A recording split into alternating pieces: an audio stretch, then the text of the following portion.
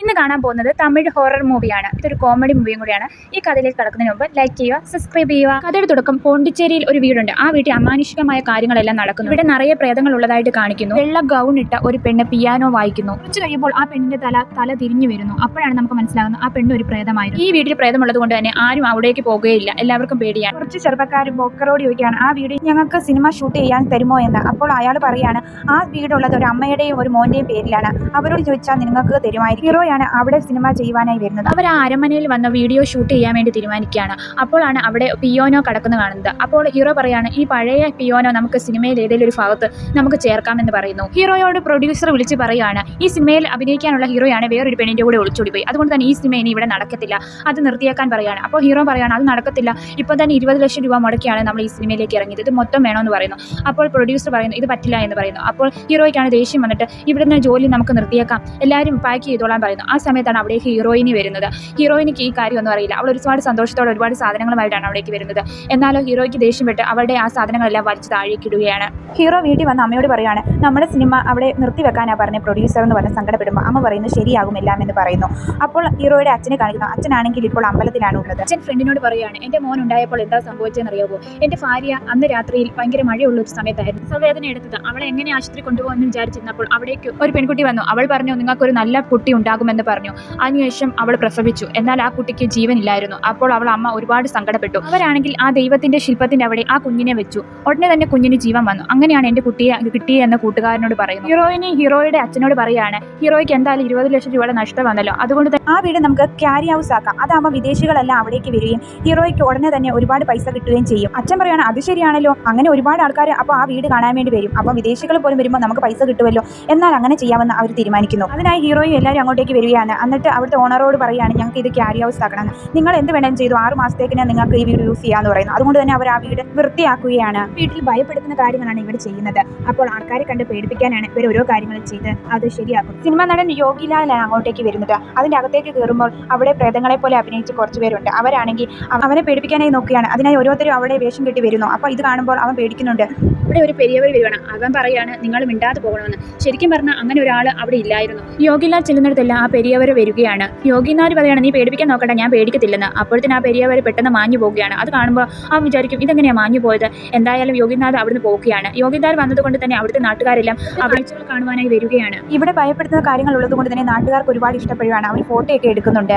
അതുകൊണ്ട് തന്നെ ഇവർക്ക് ഒരുപാട് പൈസ കിട്ടുന്നുണ്ട്. ഹീറോയിനി അവിടുത്തെ പിയാനോ വായിക്കുകയാണ്. വായിക്കുമ്പോൾ എന്തൊക്കെയോ സംഭവിക്കുന്നു. പിയാനോയുടെ സൈഡിൽ നിന്ന് ഒരു അറ ഓപ്പൺ ആകുകയാണ്. ഇത് കാണുമ്പോൾ ഹീറോ പറയുന്നു, ഇങ്ങനെ പിയാനോകളുണ്ട്, ഇതൊരു വ്യത്യാസ അറകൾ ഇതിനകത്തുണ്ടെന്നാണ് തോന്നുന്നത്, നമുക്കത് നോക്കാമെന്ന് പറയുന്നു. അപ്പോൾ ഹീറോയിനെ അത് വായിക്കുമ്പോൾ ആ അറ തുറന്നു വരികയാണ്. അതിൽ നിന്നും ഒരു അസ്ഥികൂടം കിട്ടുകയാണ്. ഇവിടെയെല്ലാം അസ്ഥികൂടമുണ്ട് എന്ന് പറഞ്ഞ് അവർ പേടിക്കുകയാണ്. അപ്പോഴാണ് അതിനകത്തു നിന്ന് ഒരു ബോസ് കിട്ടുന്നത്. അവരെന്താണ് അതിനകത്തെന്ന് അറിയാൻ വേണ്ടി അത് തുറന്നു നോക്കുവാൻ ഹീറോ തീരുമാനിക്കുന്നു. ഹീറോ അത് പയ്യെ തുറക്കുമ്പോൾ ഹീറോ പെട്ടെന്ന് മാഞ്ഞു പോകുകയാണ്. ഹീറോയ്ക്ക് തോന്നുകയാണ് ഹീറോയുടെ ആത്മാവ് വേറെ എവിടെയോ പോയേക്കുന്നു, വേറെ രണ്ടുപേരും നടന്നു വരുന്നതായിട്ട് ഹീറോ കാണുന്നത് പോലെ ഹീറോയ്ക്ക് തോന്നുകയാണ്. പെട്ടെന്ന് തന്നെ ഹീറോ പറയാണ്, എൻ്റെ ആത്മാവ് വെളിയിൽ പോയതുപോലെ എനിക്ക് തോന്നുന്നു. ഹീറോയുടെ ഫ്രണ്ട് പറയുന്നത്, അതൊക്കെ നിനക്ക് തോന്നുന്നതെന്ന് പറയുന്നു. അപ്പോൾ ഹീറോയ്ക്ക് ഒരു ഫിലിം കിട്ടുന്നു. ഇതെന്തായാലും നോക്കണമെന്ന് ഹീറോ തീരുമാനിക്കുകയാണ്. ഹീറോയിനാണെങ്കിൽ അവർക്ക് കിട്ടിയ പൈസ അടുക്കി വെക്കുകയായിരുന്നു. അപ്പോൾ കണ്ണാടിയുടെ മുന്നിൽ വരുമ്പോഴത്തേക്കിന് ആ കണ്ണാടിയിലാണെങ്കിൽ ബ്ലഡ് വരികയാണ്. അതിനുശേഷം അവിടെ കുറേ തുണികൾ മറിഞ്ഞിരിക്കുന്ന പോലെ ഹീറോയിനിക്ക് തോന്നുന്നു. ഹീറോയിന് നോക്കുമ്പോൾ അവിടെ വെച്ചിരുന്ന ബൊമ്മകൾ 3 എണ്ണമായാണ് ഹീറോയിന് കാണുന്നത്. 2 എണ്ണമല്ലേ വെച്ചുള്ളൂ, ഇതെങ്ങനെയാണ് 3 എണ്ണം വന്നതെന്ന് വിചാരിച്ച് ഹീറോയിനി തിരിഞ്ഞു നോക്കുമ്പോൾ അവിടെ 3 എണ്ണമാണ് ഇരിക്കുന്നത്. ഹീറോയിനി ആ ബൊമ്മകൾ തുറന്നു നോക്കുകയാണ്. ആ വെള്ള തുണികൾ മാറ്റി നോക്കുമ്പോൾ 2 ബൊമ്മകളായിരുന്നു അതിനകത്ത്. 3ാമത്തെ ബൊമ്മ എന്താണെന്ന് നോക്കാൻ വേണ്ടി തുറക്കാനായിട്ട് നോക്കുമ്പോൾ അപ്പോൾ ഹീറോ വരികയാണ്. ഹീറോയിനി പറയുന്നു, അവിടെ കണ്ടോ വേറൊരു ബൊമ്മയുണ്ടെന്ന്. നോക്കുമ്പോൾ അത് കാണുന്നില്ല. അപ്പോൾ വേറെ എന്തോ ഒന്നുണ്ടെന്ന് അവൾക്ക് തോന്നുകയാണ്. ഹീറോയോട് പറയുന്നത്, ഈ വീട്ടിൽ എന്തൊക്കെയോ അമാനുഷികമായ കാര്യങ്ങൾ നടക്കുകയാണ്. ഹീറോ പറയാണ്, അങ്ങനെയൊന്നുമില്ല, അവന്മാർ നിന്നെ പേടിപ്പിക്കാൻ വേണ്ടി നോക്കിയതായിരിക്കുമെന്ന് പറയുന്നു. അതിനുശേഷം ഹീറോ അവിടെ ഇരുന്ന് ആ കാസറ്റില്ലേ അത് നോക്കുകയാണ്, അതിനകത്ത് എന്താണെന്ന്. ഈ വീഡിയോ ഷൂട്ട് ചെയ്തത് അർജുൻ എന്ന് പറഞ്ഞ ഒരാളാണ്. അർജുനെ ഒരാൾ ഫോൺ വിളിക്കുകയാണ് ഒരു രോഗിയെ നോക്കാനായി. അത് വേറെ ആരുമില്ല, ആ അരമനയിലുള്ള ഒരാളെയായിരുന്നു നോക്കാൻ വന്നത്. അവിടെ സായിപ്പ് ഉണ്ടായിരുന്നു. അർജുൻ ആണെങ്കിൽ ആ സായിപ്പിന്റെ കൈ കൊടുക്കാൻ വന്നപ്പോൾ സായിപ്പ് കൈ കൊടുത്തില്ല. നിങ്ങൾക്ക് കൈ തരാൻ പറ്റില്ലെന്ന് അവൻ ഫ്രഞ്ചിൽ പറയുകയാണ്. ഇതൊന്നും അർജുൻ അറിയില്ലെന്ന് വിചാരിച്ചു. പക്ഷെ അർജുൻ ഇതെല്ലാം മനസ്സിലായിരുന്നു. പൂർവിക്ക് ഇവിടെ ഒരു ഫംഗ്ഷൻ നടക്കുകയാണ്. അവളെ നോക്കുവാനാണ് അർജുൻ അങ്ങോട്ടേക്ക് വന്നത്. അവളുടെ കൈ ശകലം മുറിഞ്ഞിട്ടുണ്ടായിരുന്നു. പൂർവയുടെ ബർത്ത്ഡേ ആയിരുന്നു. അതുകൊണ്ട് തന്നെ കേക്ക് മുറിക്കുകയാണ്. പൂർവിക്ക് ആ കൈക്ക് കുഴപ്പമായതുകൊണ്ട് തന്നെ വേലക്കാരിയാണ് അവർക്ക് കേക്ക് കൊടുക്കുന്നത്. അതിനുശേഷം അവിടെ ഉള്ളവരെല്ലാം ഭക്ഷണം കഴിക്കുകയാണ്. അർജുൻ പൂർവയോട് പറയാണ്, നീ സ്വന്തമായി എടുത്ത് കഴിക്കാനായി. അപ്പോൾ അവിടുത്തെ വേലക്കാരി പറയാണ്, അവൾക്ക് വയ്യാത്തത് കൊണ്ടാണ് ഞങ്ങൾ ഭക്ഷണം കൊടുക്കുന്നതെന്ന്. അർജുൻ പറയാണ്, നീ എന്തായാലും തനിയെ കഴിക്കണം, നിന്റെ കൈ കൊണ്ട് തന്നെ കഴിക്കാൻ പറയാണ്. വളരെ ദേഷ്യത്തോടെയാണ് അവൾ പറയുന്നത്. ഇത് പൂർവയ്ക്ക് വളരെ ദേഷ്യമാക്കുകയാണ്. പൂർവ്വയാണെങ്കിൽ കഴിക്കാനായി ശ്രമിക്കുകയാണ്. അവൾ ഒരുവിധം ഫോണിൽ ഭക്ഷണം കഴിക്കുകയാണ്. അത് കാണുമ്പോൾ എല്ലാവരും കൈ അടിക്കുകയാണ്. അപ്പോൾ അർജുൻ പറയാണ് നീ ശ്രമിച്ചാൽ നിനക്ക് കഴിക്കാൻ പറ്റുമെന്ന്. അർജുൻ പറയാണ് നിനക്കൊരു ട്രെയിനിങ് ഉണ്ട്, അപ്പോൾ നീ എഴുന്നേറ്റ് നടക്കും, അതിനു വേണ്ടിയുള്ളതാണ്. അതുകൊണ്ട് തന്നെ രാവിലെ 5 മണിയാകുമ്പോൾ നിന്നെ വിളിക്കും, നീ എഴുന്നേക്കണമെന്ന് പറയാണ്. എന്നാലോ അർജുൻ ആണെങ്കിൽ അലാറം വെച്ച് അവളെ എഴുന്നേൽപ്പിക്കുകയാണ്. എന്നാലോ പൂർവ്വയ്ക്കാണെങ്കിൽ ഭയങ്കര ദേഷ്യം വരികയാണ്. അവൻ പറയുന്ന കാര്യങ്ങളൊക്കെ അവൾക്ക് ചെയ്യാൻ ഭയങ്കര ബുദ്ധിമുട്ടായി തോന്നിയിരുന്നു. അർജുൻ പറയുന്ന പോലെ എക്സസൈസ് ഒക്കെ ചെയ്യുന്നതുകൊണ്ട് തന്നെ അവൾക്ക് ചെറിയ ചെറിയ വ്യത്യാസങ്ങൾ ഉണ്ടാകുന്നു. പൂർവി തന്നെ എഴുതാനായി തുടങ്ങി. അങ്ങനെ അർജുന്റെ സഹായത്തോടെ പൂർവി നല്ല രീതിയിൽ നടക്കാനായി തുടങ്ങി. അപ്പോൾ അവൾ വീഴാനായി പോയപ്പോൾ അർജുൻ അവളെ പിടിച്ചു. അത് അവളുടെ ചേട്ടനെ പിടിക്കുന്നുണ്ടായിരുന്നില്ല. ഇത്രയും മാത്രമാണ് അവർക്ക് വീഡിയോയിൽ കാണാൻ പറ്റുള്ളൂ. ഇനി എന്ത് സംഭവിച്ചതെന്ന് ഹീറോയ്ക്ക് അറിയില്ല. ഹീറോ പറയുവാണ് നമുക്ക് പോകാമെന്ന് പറഞ്ഞ് അവർ ഇറങ്ങി പോകാൻ നിന്നപ്പോൾ അവിടെ ഒരു സ്വാമി വരികയാണ്. ആ സ്വാമിയെ കാണുകയാണ്. പെട്ടെന്ന് ആ സ്വാമി മാഞ്ഞു പോകുന്നു. അതിനുശേഷം അവർ അവിടുന്ന് പോവുകയാണ്. എന്നാലും അവിടുന്ന് പോകുമ്പോഴത്തേക്ക് ഒരു പ്രേതം നടന്നു പോകുന്നതായി നമ്മളെ കാണിക്കുന്നു. അടുത്ത ദിവസം ആ ക്യാരി ഹൗസ് കാണാൻ ഒരു ലവർ വരികയാണ്. അവർ അവിടെ കയറി നിൽക്കാനായി തീരുമാനിക്കുന്നു. അവർ രണ്ടുപേരാണെങ്കിൽ അതിനകത്തുള്ള ഒരു അറയിൽ ഒളിച്ചിരിക്കുകയാണ്. ആ സമയത്ത് ബോയ് ഫ്രണ്ടിനെ കാണുന്നില്ല. അവൾ കടന്ന് കാറുകയാണ്. അപ്പോൾ അവിടെയുള്ളവർ ഓടി വരികയാണ്. എന്ത് പറ്റിയെന്ന്. എൻ്റെ ബോയ് ഫ്രണ്ടിനെ ഏതോ ഒരു പ്രേതം പിടിച്ചുകൊണ്ട് പോയെന്ന് പറയുകയാണ്. അപ്പോൾ അവർ നോക്കുമ്പോഴൊന്നും അവനെ കാണുന്നില്ല. എല്ലായിടത്തും നോക്കുന്നു, കാണാതായി പോയി. അതിനുശേഷം അതൊരു വാർത്തയായി മാറുകയാണ്. അവിടെ യഥാർത്ഥത്തിൽ പ്രേതങ്ങൾ ഉണ്ടെന്ന് വാർത്തയിൽ പറയുകയാണ്. ഗവൺമെന്റ് 1 മാസത്തേക്ക് ഇത് അടച്ചിടണമെന്ന് പറയുകയാണ്. അപ്പോൾ ഹീറോയ്ക്ക് ഭയങ്കര സങ്കടമാണ്. ഇതിൽ നിന്നും ഒരുപാട് പൈസ ഉണ്ടാക്കണമെന്ന് വെച്ച് ഇതൊന്നും നടക്കില്ലല്ലോ എന്ന് ഹീറോ വിഷമിക്കുകയാണ്. ഹീറോയുടെ മുന്നിൽ ഒരു ആയുധം വീഴുകയാണ്. ഇതെന്താണെന്ന് ഹീറോ നോക്കി അത് വലിച്ചു വീഴാനായി ശ്രമിക്കുമ്പോൾ അതിന്റെ അടിയിലൂടെ ഒരു വഴി കാണുകയാണ്. ഹീറോ ആ വഴിയിലേക്ക് ഇറങ്ങുകയാണ്. ഇതെങ്ങനെ ഇങ്ങനെ ഒരു വഴി വന്നത്? ഹീറോ നോക്കുമ്പോൾ അതിനകത്തൊരു കല്ലറ പോലുമുണ്ട്. അവൻ അങ്ങോട്ടേക്ക് നോക്കുമ്പോൾ ആ ചെറുക്കനെ കാണുകയാണ്. കാണാതെ പോയ ആ ചെറുക്കൻ അവനോട് വന്ന് ചോദിക്കുകയാണ് നീ എങ്ങനെ ഇവിടെ വന്നതെന്ന്. അവനാണെങ്കിൽ അങ്ങോട്ടേക്ക് നോക്കിയാണ്. നോക്കുമ്പോഴോ ഹീറോയിനെയാണ് കാണുന്നത്. അവളെ കാണുമ്പോൾ നീ എന്താ ഇവിടെ എന്ന് ചോദിക്കുമ്പോൾ അവൾ പറയാണ് പ്രേതമായി ഇരിക്കുകയാണ്. അവൾ പറയാണ് ഇവിടുന്ന് പോ എന്ന് പറയുന്നു. ഹീറോയിനിയുടെ ശരീരത്തിൽ പൂർവിയുടെ പ്രേതമാണ് ഉള്ളത്. അവൾ പെട്ടെന്ന് മയങ്ങി വീഴുകയാണ്. ഹീറോയിനിയോട് ഹീറോ ചോദിക്കുകയാണ് നിനക്കിപ്പോൾ കുഴപ്പമില്ലല്ലോ. അപ്പോൾ അവൾ പറയുന്നത് എൻ്റെ ശരീരത്തിൽ അവളുടെ പ്രേതമായിരുന്നു ഉള്ളത്. അവൾ പെട്ടെന്ന് ഞെട്ടുമ്പോൾ അവിടെ ഒരു ബുക്ക് കാണും. അവർ ആ ബുക്ക് വായിച്ചു നോക്കുമ്പോൾ ആ പഴയ കഥയുടെ ബാക്കി ഭാഗമാണ് ഉള്ളത്. പൂർവിക്ക് എന്ത് സംഭവിച്ചെന്നാണ് ഇതിൽ കാണിക്കുന്നത്. പൂർവിയാണ് അർജുനോട് ചോദിക്കുന്നത് നിന്റെ ഫാമിലിയിൽ ആരൊക്കെ ഉണ്ടായിരുന്നു. അപ്പോൾ അർജുൻ പറയാണ് എനിക്കൊരു അച്ഛനും ഒരു അമ്മയും ഉണ്ടായിരുന്നു. ആ അമ്മയെ കാണിക്കുമ്പോൾ ഹീറോ ജനിച്ച സമയത്ത് വന്ന ഒരു പെൺകുട്ടിയെ കാണിച്ചില്ല, ആ പെൺകുട്ടിയെ പോലെയാണ് ഉള്ളത്. അർജുന്റെ അച്ഛനാണെങ്കിൽ ഒരു വൈദ്യനായിരുന്നു. അവിടുത്തെ രോഗങ്ങളെല്ലാം മാറ്റി കൊടുക്കുമായിരുന്നു. ആ സമയത്ത് തന്നെയായിരുന്നു അവിടേക്ക് ഒരു അസുഖം പിടിപെട്ടത്. ആ അസുഖം കാരണം അച്ഛനും അമ്മയും മരിച്ചുപോയി. അതിനുശേഷം വെള്ളക്കാരാണ് അർജുനെ കൊണ്ടുപോയത്.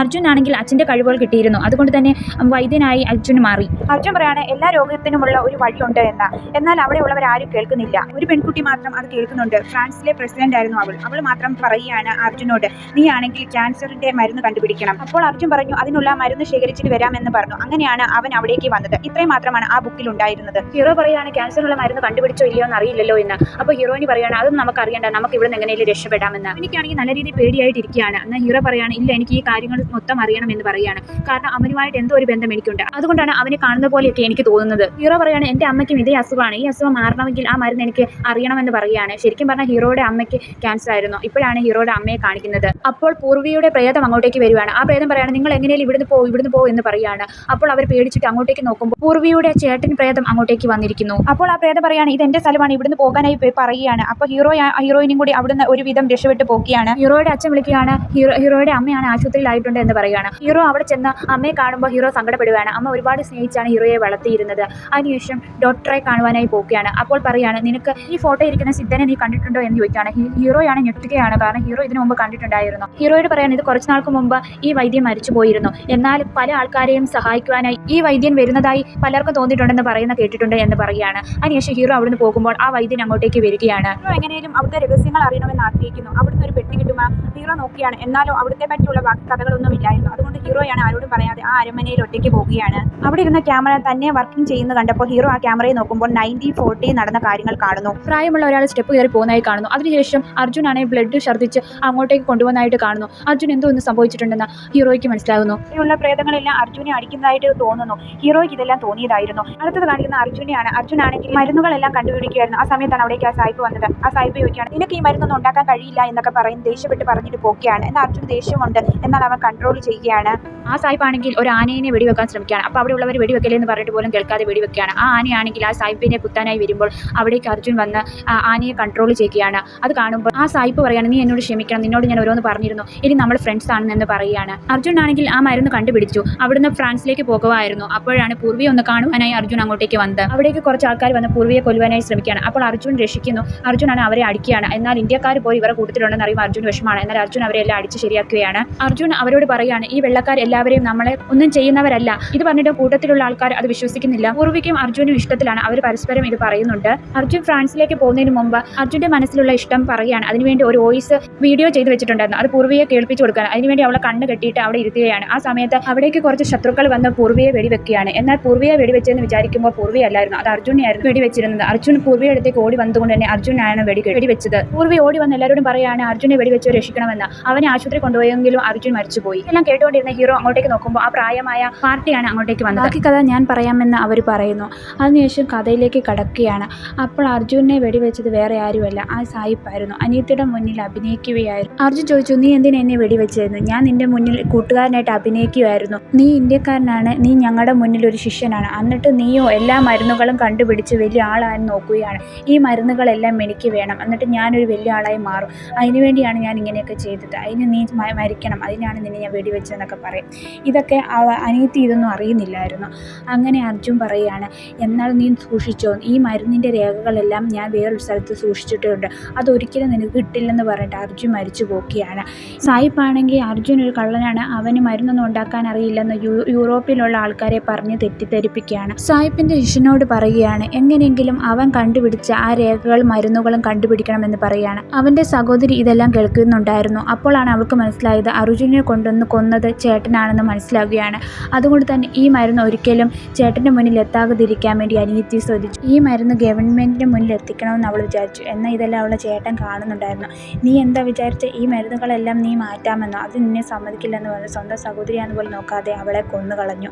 അതിനുശേഷം അവിടേക്ക് നോക്കുമ്പോൾ അവിടെ ഒരു ശവപ്പെട്ടി ഉണ്ടായിരുന്നു. അതിനകത്തായിരുന്നു മരുന്നുകളും രേഖകളും എല്ലാം അർജുൻ വെച്ചത്. ഓ, ഇവിടെയാണോ വെച്ചിരുന്നതെന്ന് പറഞ്ഞുകൊണ്ട് സായിപ്പ് അത് എടുക്കാൻ വേണ്ടി വരുമ്പോൾ അവിടേക്ക് ശത്രുക്കൾ വരികയാണ്. അത് ഇന്ത്യക്കാരായിരുന്നു. അവരാണെങ്കിൽ സായിപ്പിനെ കൊല്ലാനാണ് വന്നത്. ഇത് അറിഞ്ഞപ്പോൾ സായിപ്പാണെങ്കിൽ അവിടെ ശിഷ്യനോട് പറയുകയാണ്, ഞാൻ ഈ ശവപ്പെട്ടിക്കകത്ത് ഒളിച്ചിരിക്കാം, നിങ്ങളാണെങ്കിൽ അവരെ എങ്ങനെയൊക്കെ മാറ്റൂ, അതിനുശേഷം ഞാൻ ശവപ്പെട്ടി നീ തുറന്നാൽ മതി എന്നൊക്കെ പറഞ്ഞ് ശവപ്പെട്ടിയിൽ പോയി ഒളിച്ചിരിക്കുകയാണ്. അവിടേക്ക് അവരെല്ലാവരും വരികയാണ്. അപ്പോൾ ആ ശിഷ്യൻ പറയുകയാണ്, ഞാനും ഇന്ത്യക്കാരനാണ്, എന്നെ വെടിവെക്കല്ലേ, നീ സായിപ്പിൻ്റെ കൂടെ നിന്ന ആളല്ലേ, അതുകൊണ്ട് തന്നെ നിന്നെ വെടിവെക്കുമെന്ന് പറഞ്ഞിട്ട് അവനെ വെടിവെക്കുകയാണ്.